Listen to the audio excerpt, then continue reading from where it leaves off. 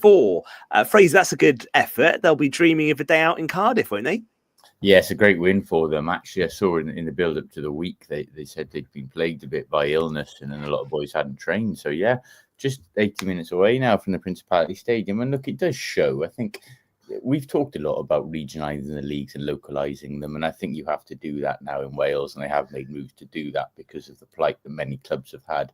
But the cup competitions, the whole point of a cup competition, you do have tough away trips. You do have to commit. And the thing that they're divisional cup competitions now. So in theory, everyone should be competitive. And the carrot at the end is Principality Stadium, and they'll never ever forget. It's once in a lifetime. So it's good to see sides taking this competition seriously from Pembrokeshire and giving everything. Because like I said, it is a one-off opportunity. And Neyland now 80 minutes away from the stadium. We've had teams there before, and we could have another one. So, yeah, it's a great win for them. It'll be an exciting time, that semi-final. Yeah, certainly. Well, that would be something, wouldn't it, Gord, if Neyland can make it to Cardiff, and they're nearly there. 1 game away now.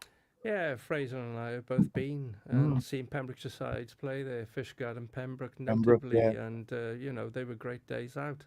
But I was talking to Andrew Slark in work today, who was heavily involved with Neyland, and he told me that it's not going to be at the Principality Stadium. No.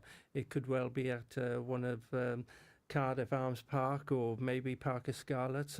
I don't know why it's not going to be the Principality, Fraser, but he was telling me today it doesn't seem it's going to be the main fixture this season, the final anyway. So, but even so, just to get to the final, they still got another game to get through.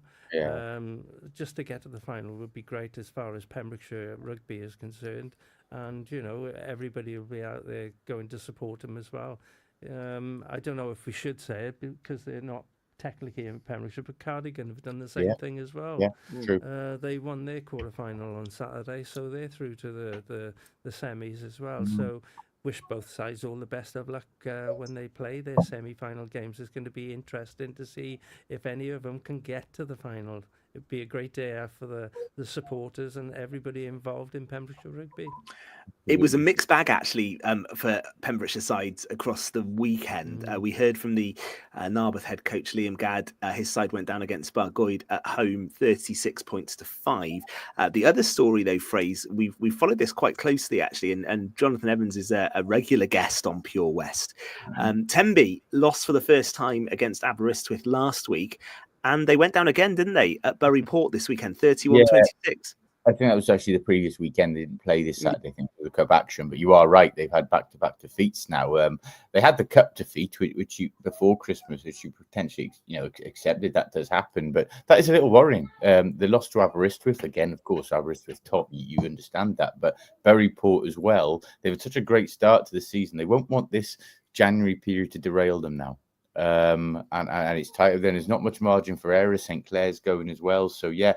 I was surprised to see the Bury Port defeat. I will say that, but the Aberystwyth one, they've got a real fight in their hands if they're going to go up now. Yeah, the other game, and pembrokeshiresport.co.uk got some great match reports. The other game, Gord, that just caught my eye just because of the fact I love a turgid, low-scoring game. I just think they're brilliant. And we had one, didn't we? Larne 7, Fishguard and Goodwick 8.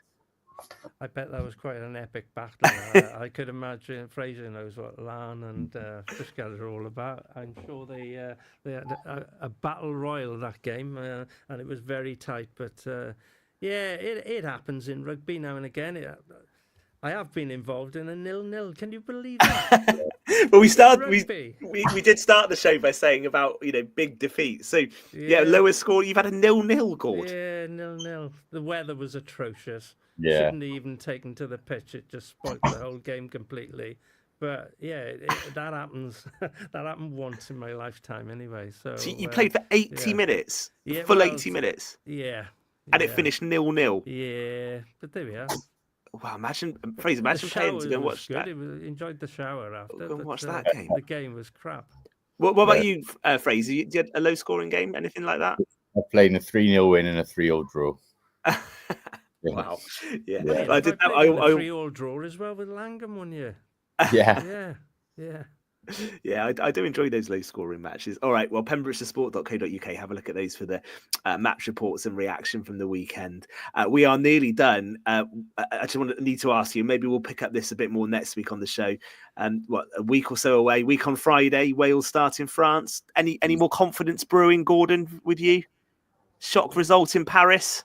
No, it won't be a shock result in Paris. No, phrase? No. No, I'm not particularly optimistic in terms of results going into this, but I will say we should mention, great to see Sam Parry back. I thought his international career was over with that fallout from Warren Gatland, and Gatland's stubborn, and it's not often he goes back on a player when he feels that, you know, he's fallen out with him. So fantastic of Sam to get himself back in there. That's great. Congratulations to Sam. I didn't think we'd see him again at that level, I'll be honest. No, nor did he, to be honest with you. But with so many hookers not available, I suppose they had to sort it out. Yeah, no, that was sure great. They had a few words about it. All right, listen, but save that. He deserves it on merit anyway, besides that.